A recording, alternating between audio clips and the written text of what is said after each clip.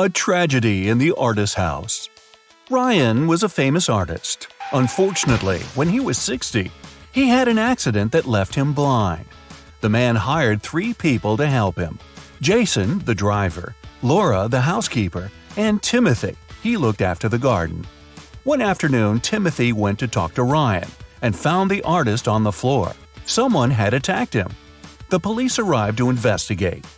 Jason told him he and Ryan had had a great time in the morning playing computer games. Then he left to pick up Ryan's daughter from the airport. Laura said she'd spent all day in the kitchen cooking dinner. And Timothy said that before finding Ryan, he had been at the market choosing new fruit trees for the garden. Who is behind the attack?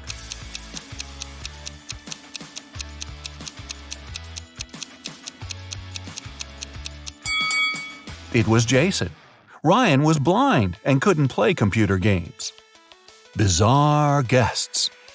When Melissa was traveling around Europe, she met several girls who were from the same city as her. They got along very well. When all of them returned from the trip, Melissa decided to organize a get-together and invited them to her house. The girls came with a big cake and lots of colorful balloons. But even before they touched the food or drinks, Melissa felt dizzy and lost consciousness. When the girl recovered, she was having a splitting headache. There was nobody around, and all her money and other valuables were missing. Melissa looked at the photos taken before she fainted. After examining them for a couple of minutes, she understood what had happened. Can you figure it out?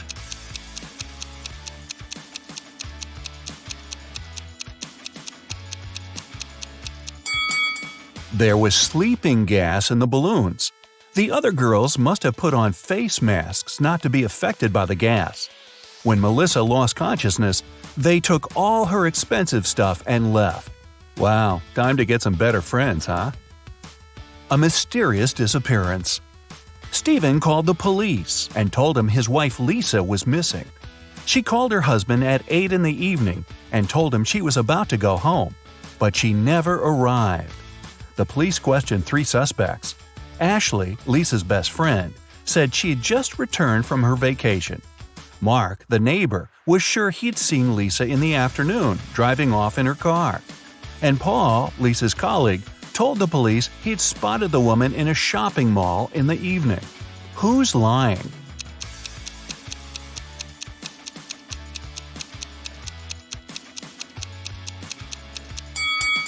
Paul knows something about Lisa's whereabouts. The woman wasn't in the shopping mall that night. She was at a movie theater. A call to the police. Amanda was going through a deserted park when someone hit her on the head. When she recovered, her bag, along with her phone, money, and documents, were gone. There were no people around but for one elderly lady. Amanda rushed toward her, explained the situation, and asked to call the police. The lady told her not to worry and started to press 911 on her phone. After talking for a minute, she said, "They're going to be here in no time." As soon as Amanda heard these words, she sprinted off. Why?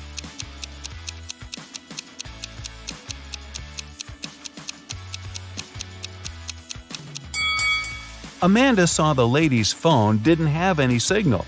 Then how could she call the police? A suspicious senior citizen. A date. Betty was on cloud 9 after 2 guys asked her out. But she felt she couldn't give hope to both of them. She had to choose one. Stephen was her secret crush. From a rich family, handsome and smart. She'd been dreaming about him for a year. John was a good guy too. She knew for sure he was kind and funny.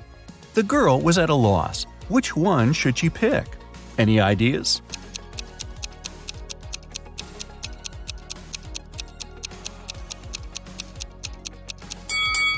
Betty should go for John. Stephen isn't serious about her. He has a lipstick mark on his neck, left there by Stanley. So yeah, better choose John. A bizarre code. Brian's friends invited him to spend the summer vacation in Europe with them. Unfortunately, the guy had serious study problems. To punish him, his dad took his passport away and locked it in a safe. The only way for Brian to get his documents and have some fun was to crack the code. Yeah, we still don't want to crack the books, huh? When he sneaked into his dad's study, he saw a piece of paper stuck to the safe. There were 3 drawings on it: a rose, a rainbow, a calico cat, and a banana. Brian thought for a while and then pressed 4 numbers. The code was correct and the safe opened. Which numbers were they?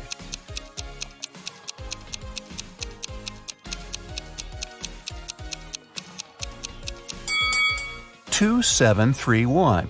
Each digit corresponds to the numbers of colors of the objects in the picture. An anxious husband. A man called the police. He could hardly talk. "My wife! She got into a car accident!" When the police arrived, the woman had been already rushed to a hospital. The detectives found out that she had crashed into a tree right next to her house. The car was beyond repair. One of the police officers examined the vehicle and saw the woman's bag. Inside, he found her driver's license and car keys, some money and bank cards, a notebook and her passport. After that, the husband was immediately arrested. Why?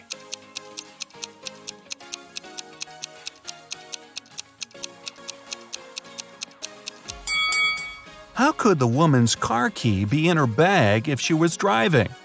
That's a good question. Find the thief. Detective Lawrence was walking along the street when he heard someone screaming.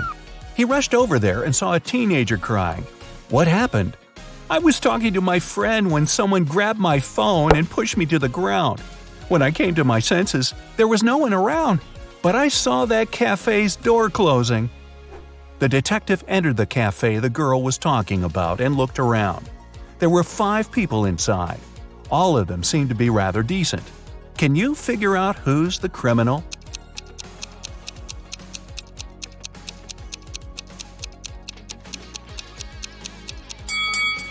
It's the man near the coffee machine. His drink is still steaming. It means he just bought it. A crime in the neighborhood.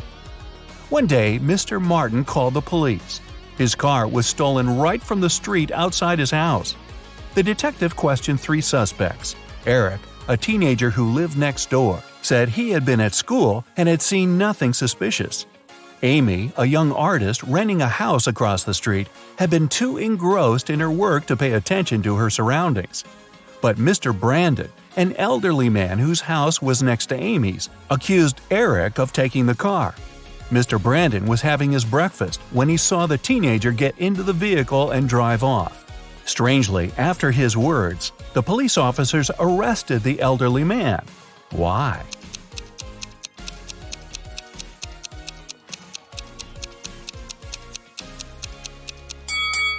The only thing Mr. Brandon could see out of his window during breakfast was his tall brick wall. Desperate for help. Kenneth, a newbie police officer, was walking along the street, proudly wearing his uniform. Suddenly, a pretty girl rushed toward him. "Help!" she screamed. "I've been mugged!" After Kenneth made her calm down, the girl told him her story. "I was walking home from college when a man ran up to me. He hit me in the eye and took all my jewelry and money." When Kenneth heard this, he immediately realized the girl was lying. How?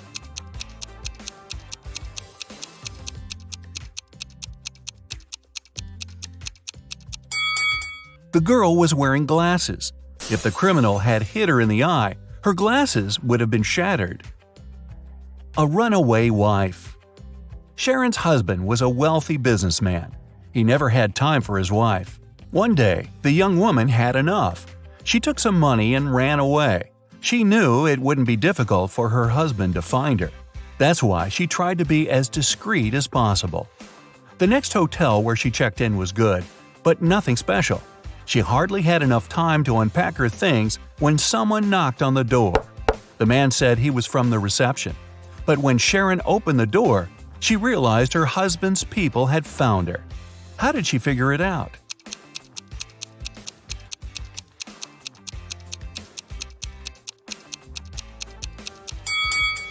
The man's uniform was different from the one the hotel receptionists were wearing. A missing collection. Mr. Bernard had an unusual hobby. He collected rare watches. One day, he came home and discovered his collection was gone. He called the police. They decided to start by questioning the man's neighbors. George said he had a busy day – meetings, video conferences, emails. Anna told police she had been feeling unwell since the very morning. She canceled all her plans and stayed in bed. Jason said his car had broken down and he'd been repairing it for the whole day.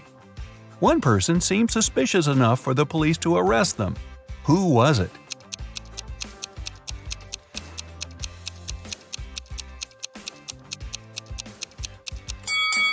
Anna was lying. Look at her, all dressed up, wearing accessories and makeup. She doesn't look like a person who has spent all day in bed.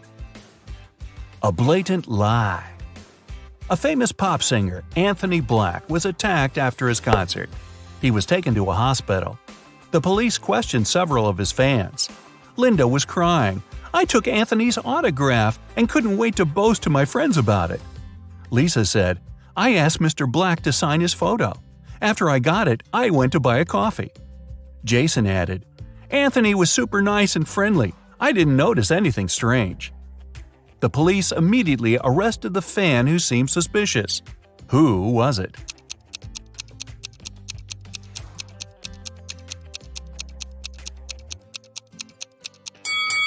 It was Lisa. The autograph in the photo looks different from the singer's real signature.